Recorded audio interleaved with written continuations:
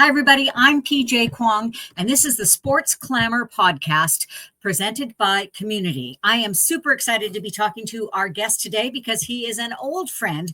This is my buddy, Teddy Katz, legendary journalist with CBC for, about 100 years.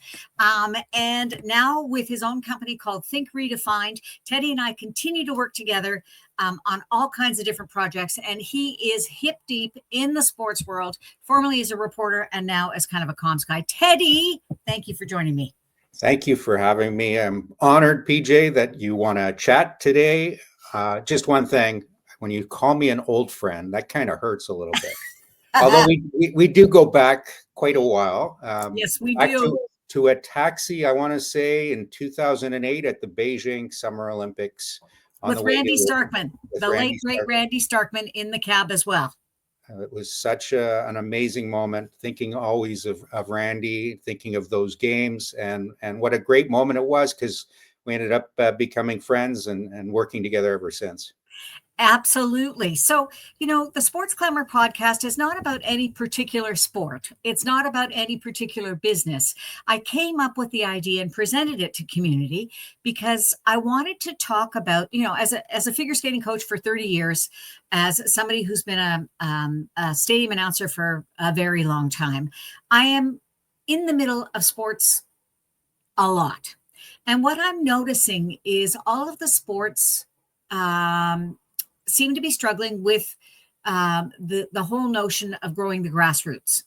So back in the day, our friend Malcolm Kelly, my second episode, I guess, with the Sports Clamor podcast, talked about something that I would like your reaction to. And that is that back in the day, back when we were kids, there weren't that many choices. So for lots of kids, it was like skiing or hockey or skating in the wintertime. And then the summertime, it was swimming or maybe some other baseball, maybe some other kind of outside activity. But there were not the plethora of sports that there are today. Do you think that's had any kind of an impact? I mean, you grew up in the Hamilton, for those people who don't know. What was it like for you as a kid? Well, as a kid, for me, growing up in Hamilton, I played hockey. I was a goalie. My mom used to come to every single one of my games, but she would never leave from inside the confines of the warm, inside of the arena. But that wasn't because she wanted to stay warm. That was because she was too afraid of watching me being goalie and getting hit by the puck and all that stuff. But you're right. In those days, and I did watch the episode with Malcolm. Yep. Malcolm is right in the sense that there weren't that many opportunities to try different sports as we have now. But I would take it actually a step further, PJ. I think there's so many different options for parents and for kids beyond sport that sport is competing with. Okay. And in this day and age where, especially right now, where cost is such an issue, each household is dealing with rising costs for food, for gas, for what have you, and they're trying to deal with that and then get their kids into sport or other activities that are going to take up their time. It is an issue that every sport has to be thinking about right now and is thinking about right now because they struggle trying to get. Let me give you an example. I do some communications work with the Canadian Olympic Committee, and they want to make sure that their teams, for instance, the athletes representing Canada, reflect the diversity of Canada. And that means, when we look at our country and we see where people come from, and we see that we now have 50% of people coming from places and not being born in Canada, being born outside of Canada, and then coming to this country. But we don't necessarily see that on our Olympic teams. And going forward, that's going to be more and more of an issue, it seems. And we can talk about that and the reasons why and maybe what we can do about it. I also want to just make mention of the refugee project that you've done for, is it 2 or 3 Olympic Games? Can you talk a little bit about that? Yeah, I've done that for 2 Olympics. So one of the clients, one of the clients that I work with is the International Paralympic Committee. Every time a Paralympics rolls around, I've worked with them for years. I became a huge advocate for Paralympic sport, starting in 1992, when I lived in Barcelona, the year that Spain hosted the Olympics and the Paralympics. I had the incredible opportunity of being in the right place at the right time. And not only did I work for the CBC, that was my first Olympics, covering the Olympics for CBC, but I was also hired because I was still living in Barcelona. I was the only reporter there for the Paralympics from Canada. And so I was exposed to these incredible stories of incredible resiliency, what these athletes had done in their lives to get to that amazing feat of competing for Canada at the Paralympics. And ever since then, I've worked really, really closely with the IPC, the International Paralympic Committee, and having that opportunity, as you say, in Tokyo, to lead communications for what they call the refugee Paralympic team. So these are refugees who right now, or at that time, did not actually have a place. They had to leave their country as refugees. Battling incredible odds to get to basically to safety in a lot of cases, and then eventually get to the Paralympics. So in Tokyo, there were 6 members of that team that I had the incredible honor of representing as their communications leader. And then in Paris, at the last year's Paralympics, I once again led the communications for that team in the lead up to the games. And there were 9 athletes on that team. So it almost 9 athletes and a guide runner. So it almost had doubled in size. And the great thing that happened in Paris was for the first time ever, that refugee Paralympic team won medals. They won their first ever medals. So it's an incredible story of athletes battling incredible adversity to get to the games. And that's on steroids, that story, because they're refugees and having to survive and flee incredible situations. Like the one of the athletes who won that first medal had to flee for her life from Afghanistan at the time that the Taliban took over in Afghanistan. And as a woman and a female athlete there, she didn't feel safe. And then there she is in Paris, competing with the best athletes at the Paralympics and winning a medal and dancing around the mat as if her life, as if she was reborn. So it's just incredible, PJ, to have that kind of experience. You know, you and I have worked telling stories for a very long time, each in sort of our own arenas. See what I did there? That's a sports reference. Anyway, but I wonder sometimes about, okay, I'll go back. When I was a child, my grandfather, and I'd stay with my grandparents every so often, you know, as grandchildren do. My grandfather would be up early in the morning, and he would be with his several newspapers. He was kind of an economist, banker kind of guy. And he would get caught up to date on the news before his day started. And then he would have his day. Radio might have been on every so often. And then there would be I think the 6 o'clock news. He would watch that. And then maybe 10 o'clock, if there was such a thing. But there wasn't this constant bombardment of stories and content and all these kinds of things. And in today's world, you really have to be careful about which source you are validating with your time and your sort of thoughts. So are we struggling with getting those stories out? Because that's a fantastic story about that Afghanistan athlete. But how do we make it so that people hear the stories? Because I think sports is important to in adding value to a life of somebody. Well, I definitely can agree more with what you just said there, PJ, and that's kind of been, my career. My career has been trying to get stories out there that I just think need to be out in the public domain, need to be breaking through all this noise, and aren't given nearly enough attention, and can just have such an impact on other people and other lives because of, they hear these stories and it just resonates with them in their own lives. And so I think what needs to happen, and what I try to do in the work that I do, is I try to find as much as I can these stories and get them into the right hands and and really, I think a lot of times now we live in a different world. Like we talked about Randy being in the car in 2008 at the outset of this.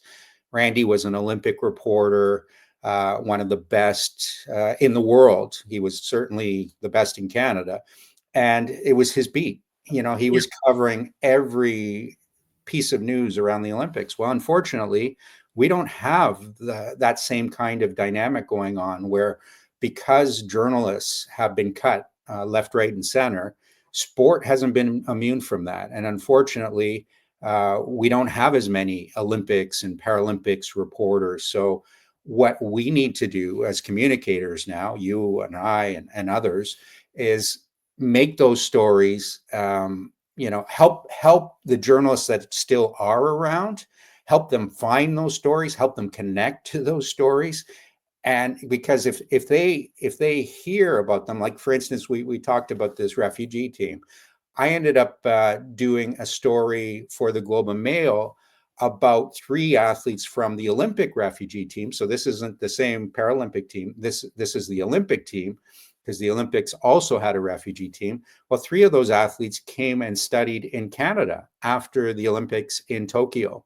So I presented that story idea to the Globe and Mail, and I said I would write the story for them, talk about how their life and adapting to life in Canada in the winters, and the dream after going to the Olympics. What now? And it was a great feature for the Globe and Mail. So we have to make sure, we probably have to do an even better job of finding these stories and making sure we're getting them, connecting them to, and making them accessible to the right people, so that they can continue to be told in the way that they need to be told. So stepping back, I mean, you're a dad, and you were a little kid before that. So why sports? What do we say to parents out there? What do we say to kids out there? Do they, are sports competing with the Real Housewives of Beverly Hills? Are sports stories competing with that for attention? Are people just too worried to have their kids out there in the world? I mean, what exactly are the factors that are contributing to this um, loss of participation? Let's call it. It's Well, global too. It's not just here. I don't necessarily think it's a loss of participation. Okay. I think, like Malcolm, I think there are still a lot of people participating in sport. It's just spread over a larger group of sports. Like we talked about, we didn't have that same kind of competition years ago. So there still are many people doing sports. We do have issues like, okay, for young girls, you read the stats about young girls start in sport and then they reach teenage level and they drop out of sports. So that's been a long-standing issue, and I don't know if that's being tackled in the way that it needs to. Like, what are the reasons for that? But it's not like they're not doing sport. It's not Okay. like they're staying away from it. But at some point, they decide, okay, I'm too busy. It's too competitive. It's too expensive. Whatever the reason is, they're no longer doing it in the way they did before. But I just go back to the fact that, when you talk about the importance of sport, for me, there's nothing more Canadian than sport. And if Okay. you think about, the moments in time where you can remember what you were doing and why you were doing that and where you were, how many of those moments revolve around sport? Yeah.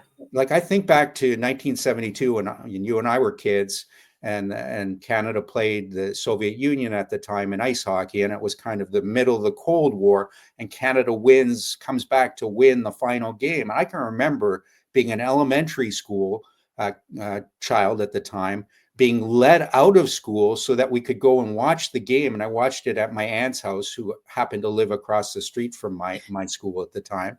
I remember that vividly. I remember what I was doing when when Sidney Crosby scored the golden goal at the 2010 Olympics, which is Yep. another story. That there's another moment in time when, like when Donovan Bailey won the gold medal at the Olympics in Atlanta in 1996, and he beat the American favorites who were supposed to kick our butts. Yeah. We all remember these things. So And there's very few non-sport stories that have that same impact that we can remember, that are part of Yes. our psyche. And just look at what just happened with the election. How much was sport and sport imagery used in that last election? Yeah. With Elbows up. elbows up. And Yep. that's a reference to Gordie Howe, legendary hockey player who could fight and he could score and he would go into the corners, and players were afraid to go in the corners with him. And so Mark Carney is doing promotional advertisements with Mike Myers in a hockey arena wearing Yep. a hockey shirt. Yep. This speaks to, and we saw just before that, couple months ago, the Four Nations face-off where Canada played the United States. And that was much more than a hockey game. That Yep. was a battle of survival for a lot of people. It was like, we can't lose this game. At this time, when our country is facing this crisis and this question about our national identity and our survival, that game took on a lot more meaning than just being a sports event. And I really think that we've come to realize through that event and others that sport plays such an important role in Canadian culture. And I just don't think we've done a good enough job explaining that to people and connecting the dots. And sorry, Teddy. I was just going to say the thing that just sort of jumps to mind for me is the fact that there are many sports moments that connect the dots for us as well, even in sadness. So Sandra Schmirler losing her battle with cancer, Olympic gold medalist curling, even Terry Fox doing that cross-country run and losing his battle with cancer. And even recently, the plane crash into the Potomac River. I ended up doing a couple of live hits for television here in Canada, talking about that group of young skaters who lost their lives, and the parents, and there were some coaches as well. So it unified us in a way. I mean, plane crashes are tragic at the best of times. But you mentioned, sorry, PJ, I didn't mean to cut you off, but you mentioned Terry Fox, and I remember when I was at CBC, we did a contest at one point about the best sporting moments in Canadian history. And one of the moments that actually came across loud and clear as the one that people remembered almost more than any other was the Terry Fox Marathon of Hope. Yep. He was such an inspiration. And he, at the time, I remember as a young kid watching him do what he did and thinking, wow, this is amazing. But, whatever it is, like 40 years later, I think, he still has that kind of impact on all of us. And even young kids who weren't around at the time. Yeah. So that speaks a lot to the power of sport. But also, PJ, like I do a lot of work as well with organizations that work in grassroots sport. And I would say that the other thing to think about, and you talked about this with Malcolm, is, when it comes to winning and losing and learning how to win the right way or lose the right way, and all the lessons that come from being part of a team and, learning, how to have confidence in yourself and your abilities, and how to, like, all the lessons that we get out of sport, all the life lessons are just so key and so central to, I think of some of these kids and it could go the wrong way too. Like if you have the wrong type of coaching or you get the bad examples at the top, like that we hear about in the news, because when things go sideways, obviously it becomes more interesting for news. But to me, there is no question about what kind of foundation sport can build for individuals. And sometimes I just don't think we appreciate it enough. I think also that there has been a shift in priorities. I'll put it that way. Back in my day when I was a kid and a figure skater, and it was kind of expected, and it was community building that the parents were involved as volunteers. So, for the skating show, the dads built the set, and the mums sewed the costumes, and rarely did those two ever exchange roles. That was just the day that I was born in. But the point is that it was community building. So the families would get together, whether it was the Christmas skating show or the end of year skating show, and there would be this sort of community unifying activity. I found by being a coach for 30 years that sort of sentiment still existed at the beginning of my coaching career. And I've been out of coaching for about 10 years. But as I went through probably, the last 10 years or so, people were frantically trying to make sure that they had food on the table and roofs over their heads and all the rest of it. So there were those kinds of priorities. Many more divorced families. So the family scheduling became much more complicated. So, But yeah.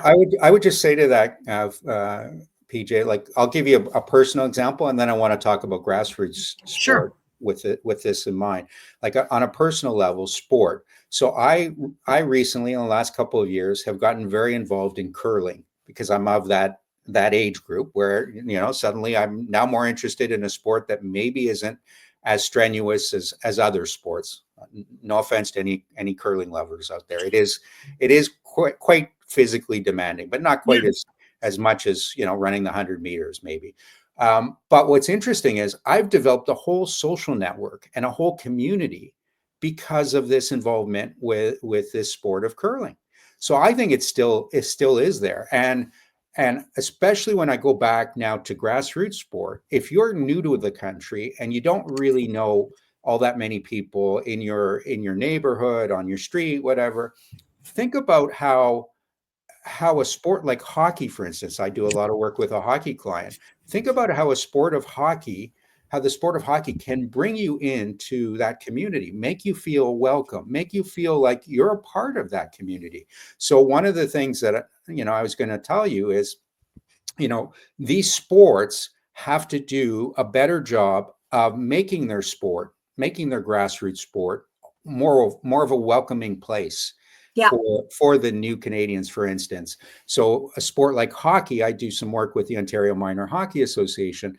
They've actually had, as part of the registration campaign the last couple of years, they've advertised their registration a couple of years ago. They started to do it in Mandarin, and then they also did it in Punjabi. And this year they're adding Korean and Arabic languages. Wow. And part of it is to make sure that people see themselves there. They see the languages, you can speak your language here.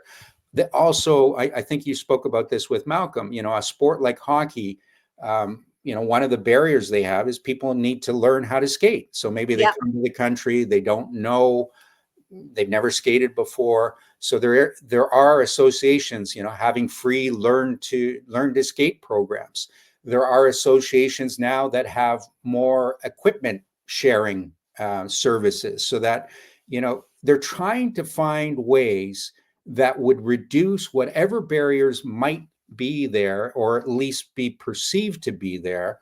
They're trying to find ways, these associations, to tackle them in new and innovative ways. So I think that's something that really needs to be done by not just hockey, by any association out there. You have to be thinking about how can we make this more accessible to more people. Well, what I was telling you too before we started pressing record is that so Community is the sponsor of this podcast, but they came up with an interesting solution when the question was posed to them by Ontario Volleyball about how do we make it so that people can find us? Because that's the other thing. I mean, the internet is infinite. So if you want to find figure skating, you can. But it just will take you hours and hours and hours. So what they decided to do was to do this marketplace called Ontario Volleyball Connect, where everything is located in one location under the umbrella of the provincial sport organization. So I think that lots more work needs to be done so that, as you said, putting those ads out in those different languages for Canadian newcomers so that they don't have to feel worried about going to something and not understanding what's going on. It's clearly laid out for them that you can come here and we'll direct you to where you need to go to learn how to skate, and then you can come and play hockey, and this is kind of what it's going to be. I think that's genius, and I think that that's one of the coolest things about being Canadian, honestly, I feel, is the multiculturalism that we enjoy here and that we really promote. So, but finding things, I think, is another tricky part. Used to be the yellow pages, right? They're all just the stuff was listed, easy to find. But now with everything that's changing, it's much harder for parents, I think.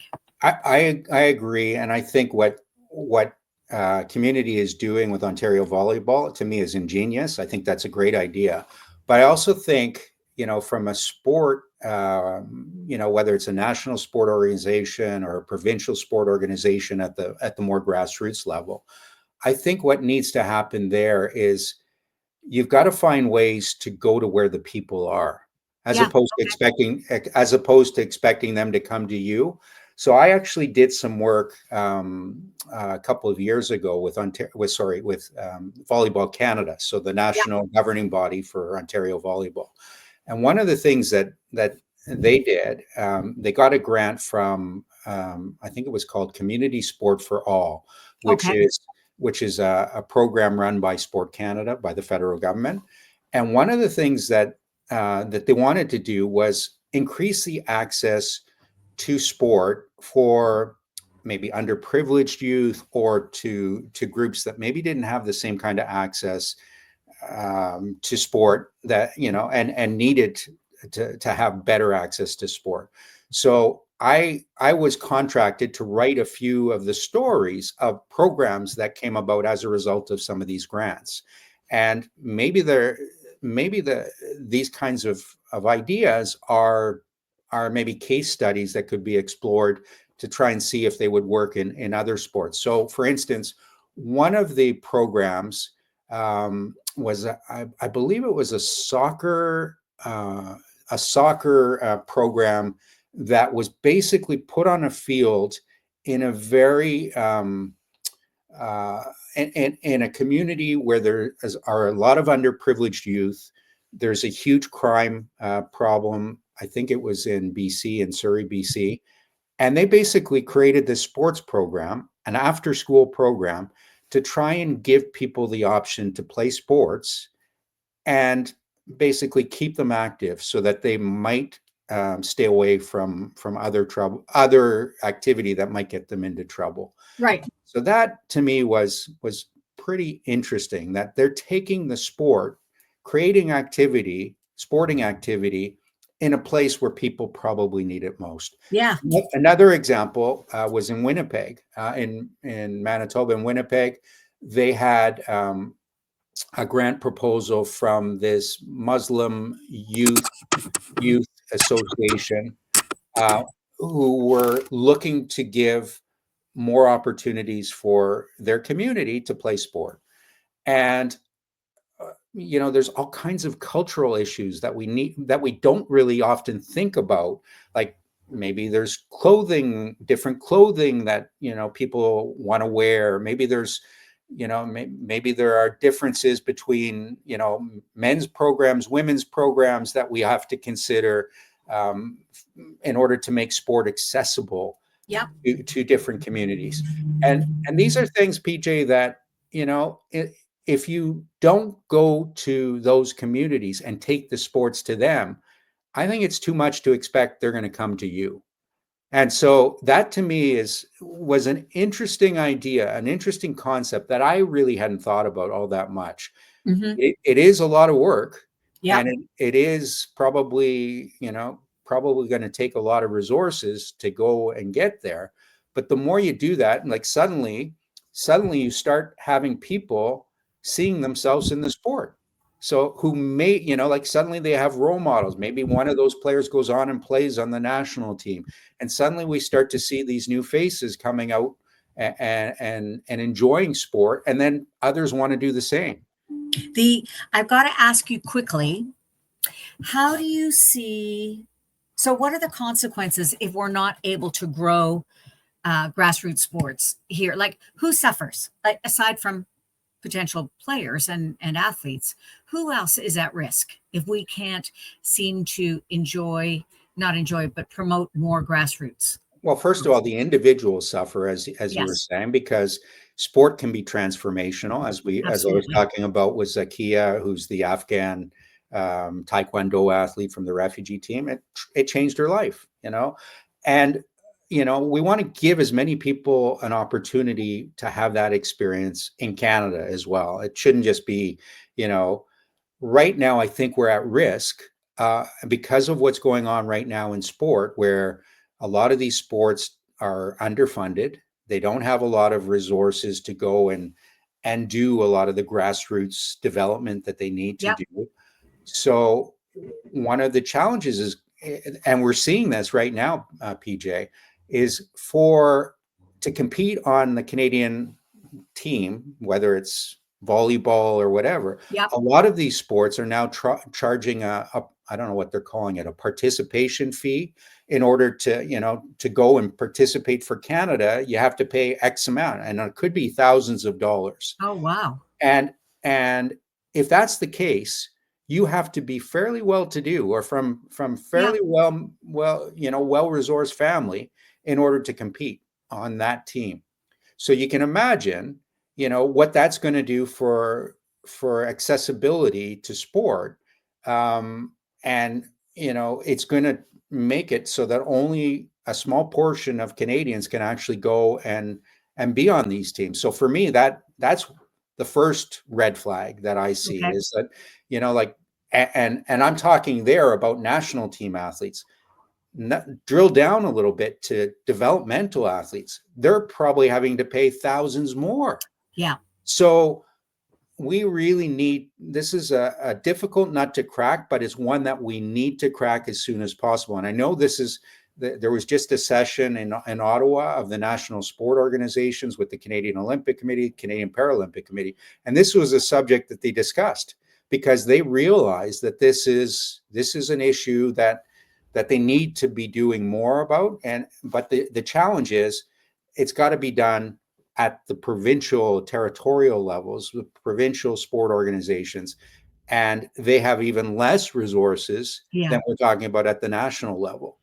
So we, people like you and I that love sport, we need to find some solutions to try and find ways that, it's going to be easier for people to access sport, as opposed to the opposite right now, which is, I think, unfortunately, the way that we're going.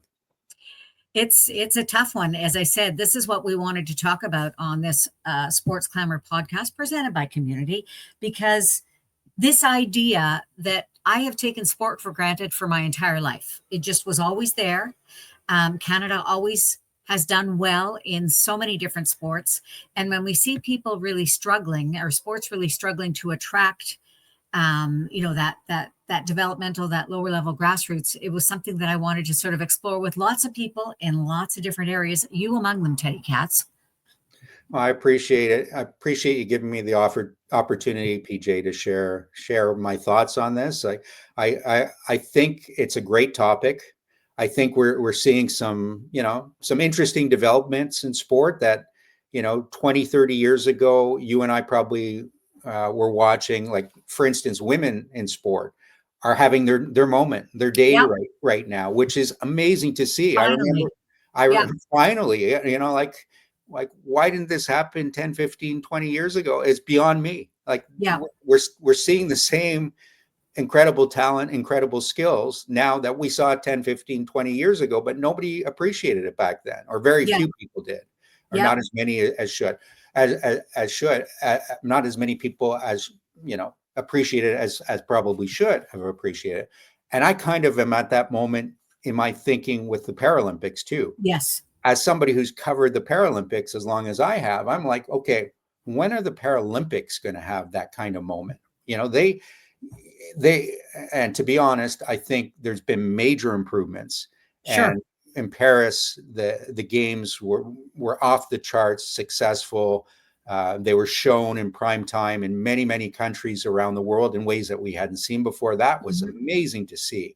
But I'm just very curious, with LA hosting the next summer Paralympics in 3 years' time, a bit more than 3 years' time, will this be finally the moment where the Paralympians and the Paralympics get their due and are almost treated the same way as the Olympics? That's my goal. And I keep hearing sort of rumblings of people combining the two games together. No. That would never work. Would never work. Do you not think so? Because combining the resources, combining the venues, Well, and well, combining the resources in the lead up, yes, but combining the games is such a logistical nightmare because yeah, if you think about the Olympic Village right now, it's so big, it's so yeah, yeah, mammoth that you cannot make it any bigger. And if you think about all the events at the Olympics, if you tried to add the Paralympic events too, you wouldn't have enough time in the day to host an event like that. Now, having said that, PJ, in Paris, what the organizing committee did there is they hosted both games. Like you and I worked on the organizing committee for Toronto 2015. yep, We tried to consider both the Pan and the Para-Pan Am games as one. But not a lot of organizing committees do that. In Paris, they did. And in Paris, what amazed me, I would go running near my hotel, and my hotel was near the Arc de Triomphe, the famous iconic yep, landmark. And before the Olympics even began, there was a Paralympic logo, the icons that the yep. Paralympics have, that was on up showcased on the Arc de Triomphe even before the Olympics began. So it wasn't the Paralympics weren't the afterthought that they often can be and often are. Yeah. That to me was a sign that we're progressing. We're finally getting to the point where we need to be here. You're almost on equal footing. Listen, my friend, I have enjoyed this conversation so much. I cannot thank you enough. I'm going to put how people get a hold of you one more time. Tkatz at thinkredefined.com. If anybody needs any help with comms work, you are the man. That's for sure. Teddy, last thought to you. Well, PJ, it's been a delight catching up with you. I always enjoy speaking with you about sports or about life, and this has been one of those another one of those moments where it's been great to share some thoughts on what is a passion for both of us. We both have lived the good and bad of sport. We've seen it all. Yep. And I just think that, the more people that can be exposed to it, the more people that can have great experiences, we're all better off because of it. Teddy Katz, thank you so much. I'm sure we'll be talking again soon. All right, PJ, bye for now. Bye-bye. So another Sports Clamor podcast in the books presented by Community. I want to thank everybody for joining me, and we'll see you next time. We are on your favorite podcast platforms, Apple and Spotify, and also YouTube. Look for us there. Thank you. Bye-bye.